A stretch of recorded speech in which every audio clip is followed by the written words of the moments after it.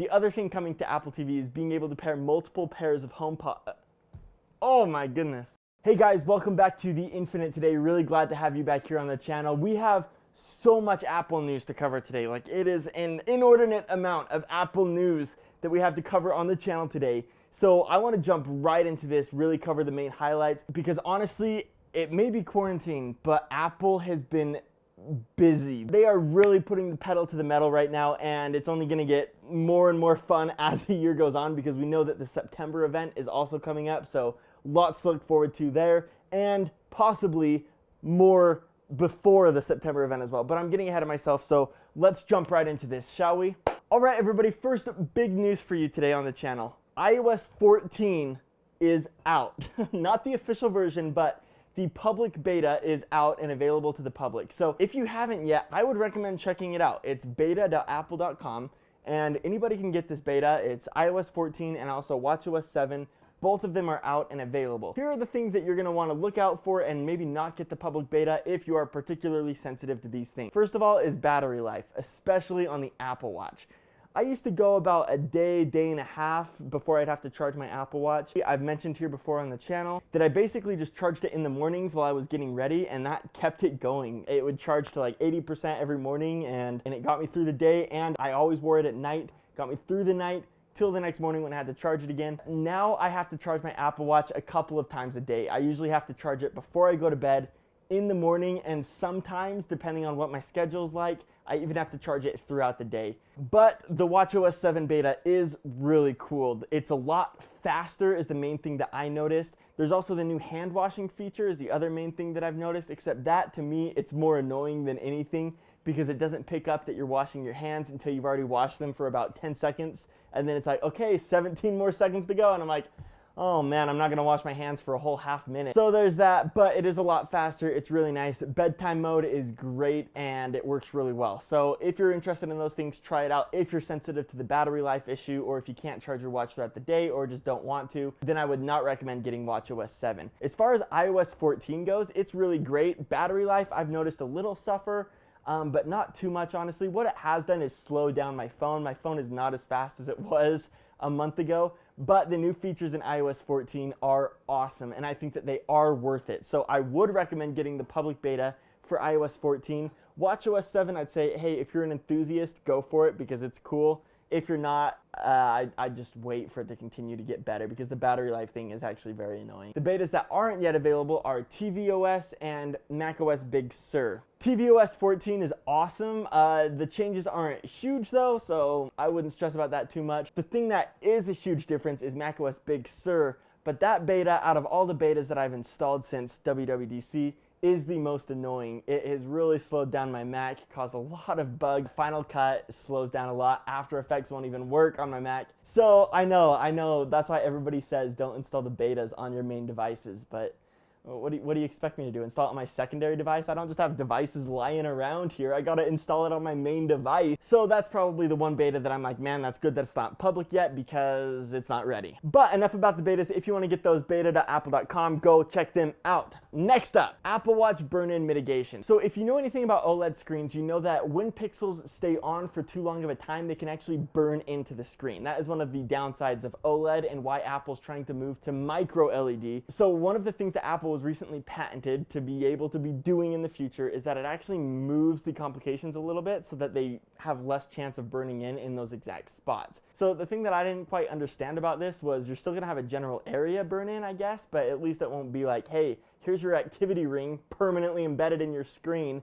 You know, it'll just be, it won't be that problem, but you will still have areas of more wear on your screen than other areas. Okay, next up, if you remember during WWDC, they talked about a new feature for AirPods Pro called Spatial Audio, and basically what this does is it maps where your AirPods are in relation to the screen that you're watching something on, and then it gives you spatial audio, so left, right, above, underneath, all kinds of channels, as if you're sitting in the movie theater, and it even figures out when you tilt your head either direction, it will actually do the math for you on device and figure out, you know, it'll keep those channels consistent so that the voices are always coming as if they were coming from the device. It's pretty amazing technology, honestly. Now, one of the things that wasn't made clear in WWDC is if this would be coming to Apple TV. They specifically talked about the iPad, but they didn't talk about Apple TV. Guess what? It is coming to Apple TV, which is just incredible, honestly. The other thing coming to Apple TV is being able to pair multiple pairs of AirPods to the Apple TV at the same time. I mean, imagine that. You, your buddy, I don't know, maybe his name is Eric. You guys are both watching a show on Apple TV Plus, AirPods Pro in the head, spatial audio going on. This has the potential to be the most amazing home movie setup ever. But I wanted to give you that piece of news because I was super excited about it. And if you like that, like the video, subscribe to the channel. Okay, if you're thinking about buying an iPad Air right now, I would say don't. Here's how I know. I was thinking about buying an iPad Air right now, and I'm not going to.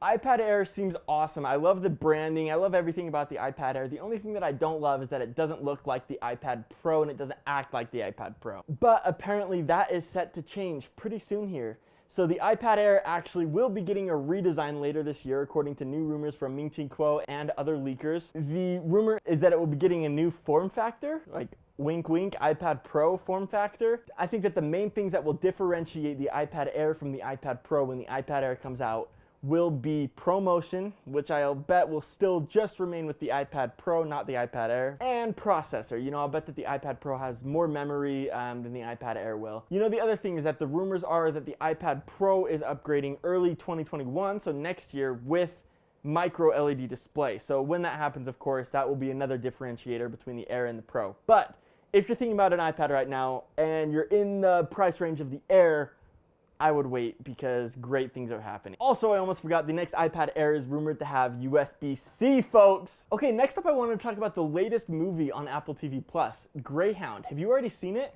Leave a comment down below, let me know what you think. I saw it, I loved it. That was, in my opinion, Apple's biggest hit so far with Apple TV Plus. Starring Tom Hanks. It's a war movie, but it doesn't really have the feeling totally of a war movie. It's more of like a Dunkirk feeling, where there's less of a storyline and more of like the experience and the heat of the moment of being in high stakes situations, which is basically all of what Dunkirk was. It was just one big moment.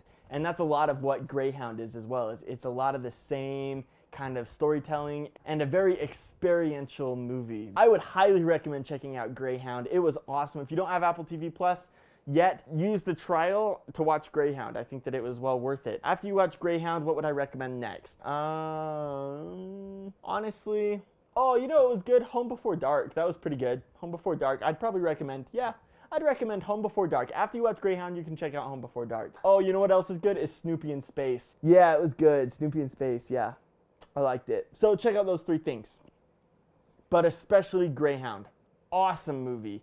And I actually really want to talk about it more, so leave comments down below. Okay, Apple News this week has announced a huge feature upgrade. Apple News is now bringing Apple News Audio. So I don't have it because it's not on iOS 14 yet, but if you get the iOS 13.6 software update, you're gonna see a new tab in your Apple News app called Audio. Now, these audio stories, every single day there's gonna be a new audio story from Apple News, kind of highlighting the top stories. And then on top of that, every single week, they're going to be reading new stories to you from professional narrators. So it sounds really interesting. There's also some really great features, such as you can start reading a story and say, hey, finish this in audio later. It adds it to your up next, starts reading you back the audio from where you left off. Pretty awesome. And vice versa. If you're listening to a story, you can say, hey, I want to read the rest of this, pick up. It scrolls you right to where you left off in the audio, and you can just start reading right from there. I mean, it's very, very Apple-esque. Everything seems to work together really, really well. Of course, I am not an Apple News Plus subscriber. If you are, though, I mean, I'd love to hear what you think about this. Are you going to be listening to more audio stories? Next up, Apple. Oh, brand new store in China, baby. Look at this place. I mean, it is beautiful. And what's interesting is that the store was actually Apple's first store in China, and so this is just a revamp of that. So it's twice as big, offers more space for the forum, which is the future home for Today at Apple. It also offers the classic viewing gallery, which is what they're calling it, where you can view all the Apple products. It's great. A lively outdoor square, they say, and a boardroom for entrepreneurs and business people. But anyways, the store is just absolutely beautiful. The other cool thing is that it's completely powered by solar. Apple actually built these solar panels behind the store, and it actually looks really great. It's enough solar energy to power 450,000 homes in China. Okay, next up, Twitter went through a huge hack this week, and I actually grabbed a picture of Apple's first tweet on Twitter. which interestingly enough was them promising to send you back twice as much Bitcoin as you sent them. So Apple, very generous company, but it seemed a little fishy. Sure enough, it wasn't only Apple, Elon Musk, Bill Gates, all kinds of high profile checkmark people on Twitter. Everybody got hacked. So what Twitter actually did was shut down the verified accounts for a while, so anybody with a checkmark basically could not tweet for a while. And it gets even more interesting because Jack Dorsey, CEO of Twitter, actually said, hey, I think that this actually came from inside one of our employees hacking huge profile accounts. The cool thing was that Apple's flex has officially ended. Their flex of having 4.5 million followers and 0 tweets. So it's over. And also what's really funny is that whoever did it actually pinned the tweet. The thing that I find so funny is that they took the Apple logo in their profile icon and they misaligned it just a little bit over to the right and down. So funny. All of a sudden, the logo on the most prestigious design company in the world basically was misaligned. I thought that it was hilarious. Anyways, Apple's back within 2 minutes. That tweet was deleted. Anyways, guys, thank you so much for joining me. Today's video is sponsored by Mitynote on the App Store, so be sure to check out Mitynote. I'll leave a link to it down below. And if you like this channel, please support me by subscribing to the channel, liking the video, because it means a lot for me as a growing YouTuber. You guys, thanks for watching this video, and I will see you again next time. Have a great day, you guys, and go Apple. Peace out. The other thing that's coming to Apple TV is being able to pair multiple pairs of AirPods to the home TV. Oh my gosh. The other thing coming to Apple TV is being able to pair multiple pairs of HomePod. Oh my goodness.